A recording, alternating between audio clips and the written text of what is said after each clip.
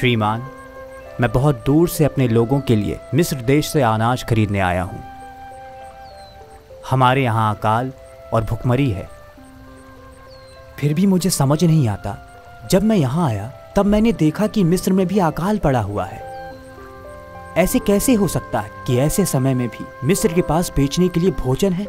आहा, मैं तुम्हें एक विचित्र और आश्चर्यजनक कहानी बताता हूँ।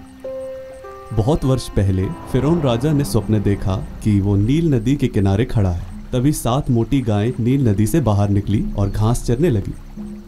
उनके बाद 7 पतली गायें बाहर निकली और नील नदी के किनारे उन मोटी गायों के साथ में खड़ी हो गई। पतली गायों ने उन 7 मोटी गायों को खा लिया। तब फिरौन राजा जाग उठा।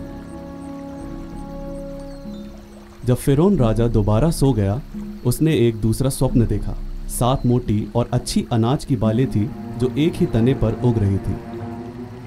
तब उसके बाद पूर्वी गर्म हवा से झुलसी हुई 7 पतली अनाज की बालें निकली और वे 7 पतली बालें उन 7 मोटी स्वस्थ बालों को खा गई। तब फिरौन राजा जाग उठा और उसे मालूम हुआ कि वो एक स्वप्न था। सुबह फिरौन राजा परेशान था, इसीलिए उसने मिस्र देश के सब याजकों और बुद्धिमान लोगों को बुलवाया। फिरौन राजा ने उन्हें दोनों स्वप्नों के विषय में बताया, किंतु दुख की बात यह है कि कोई भी उसे उनका अर्थ नहीं बता सका।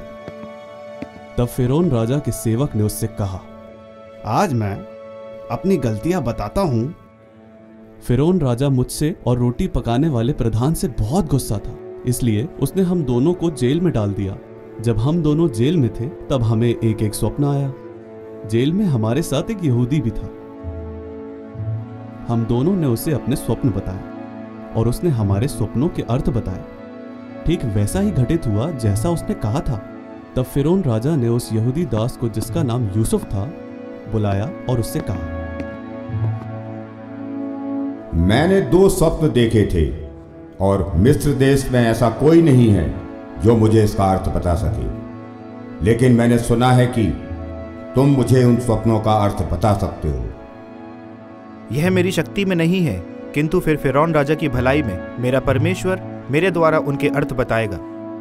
कोई भी मुझे उनका अर्थ नहीं बता सका। फिरौन राजा के दोनों स्वप्नों का अर्थ एक समान है। परमेश्वर ने फिरौन पर प्रकट किया है कि उसे मिस्र देश में क्या करना है। 7 अच्छी गाय और स्वस्थ अच्छी बालें 7 समृद्ध वर्षों को संकेत करती है।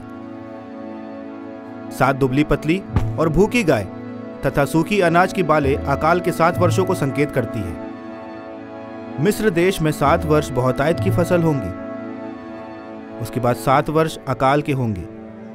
लोग पहले वाले बहुतायत के वर्षों को भूल जाएंगे, क्योंकि आने वाला अकाल बहुत होगा। फिरौन राजा, तुझे स्वप्न 2 बार दिखाया गया है, क्योंकि परमेश्वर ये सब बातें बहुत जल्दी करने वाला है। फिरौन राजा को एक बुद्धिमान व्यक्ति को खोजना है, जिसे वह संपूर्ण मिस्र पर अधिकारी नियुक्त करे। यह व्यक्ति बहुतायत के 7 वर्षों में संपूर्ण देश से अनाज जमा करे। इस भोजन को आने वाले 7 अकाल के वर्षों की तैयारी में गोदामों में जमा किया जाएगा। इसी प्रकार से मिस्र देश के लोग जीवित रह सकेंगे। यूसुफ की यह सलाह फिरौन राजा और उसके समस्त अधिकारियों को अच्छी लगी। क्या हमें यूसुफ के समान ऐसा एक व्यक्ति मिल सकता है जिसमें परमेश्वर का आत्मा उपस्थित रहता है? क्योंकि परमेश्वर ने तुम्हें इन सब बातों को जानने के लिए योग्य बनाया है, इसलिए तुम मेरे घराने की देखरेख करोगे तथा मिस्र के समस्त लोग तुम्हारी आज्ञाओं का पालन करेंगे। केवल मैं तुमसे महान ठहरूंगा। इसीलिए फिरौन राजा ने यूसुफ के लिए यह घोषणा की, मैं तुम्हें मिस्र देश की संपूर्ण भूमि और उसके लोगों पर अधिकारी नियुक्त करता हूँ। तब फिरौन राजा ने अपने हाथ से अंगूठी उतारी और उसे यूसुफ को पहना दी। उसने यूसुफ को उत्तम मलमल के वस्त्र पहना दिए और उसने गले में सोने की चैन पहना दी। तब उसने यूसुफ को मिस्र के संपूर्ण देश पर अधिकारी ठहरा दिया। 7 वर्षों में बहुतायत की फसल के दौरान यूसुफ ने मिस्र देश की सब प्रकार की भोजन वस्तुओं को नगरों में जमा कर दिया। यूसुफ ने इतना अधिक अनाज जमा किया कि उसे मापना असंभव हो गया। बहुतायत के 7 वर्षों का अंत हो गया और अकाल के 7 वर्ष आरंभ हो गए, ठीक वैसे ही जैसा यूसुफ ने कहा था। जब अकाल भयानक हो गया, यूसुफ ने अनाज के भंडार खोल दिए और उसने मिस्र के लोगों को अनाज बेचा। और तब समस्त संसार के लोग मिस्र देश में यूसुफ से अनाज मोल लेने आए, क्योंकि सब जगह अकाल था। क्या तुम ये कह रहे हो कि जेल का एक व्यक्ति समस्त मिस्र देश का सबसे शक्तिशाली व्यक्ति हो गया? केवल राजा फिरौन ही उसके ऊपर था। क्या उसे ये सब इसलिए प्राप्त हुआ क्योंकि उसने फिरौन राजा के स्वप्नों का अर्थ बताया था?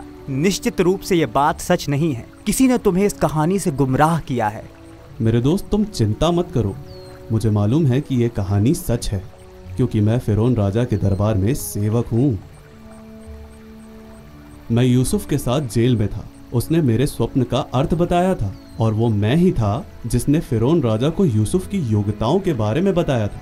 मैं इन सब घटनाओं का चश्मदीद गवाह हूं। मैंने अपने लोगों से यूसुफ को फिरौन के सपनों का अर्थ बताते सुना था, और मैं इन सब बातों को घटते हुए देख चुका हूं, ठीक वैसे ही जैसे यूसुफ ने विश्वास के साथ कहा था।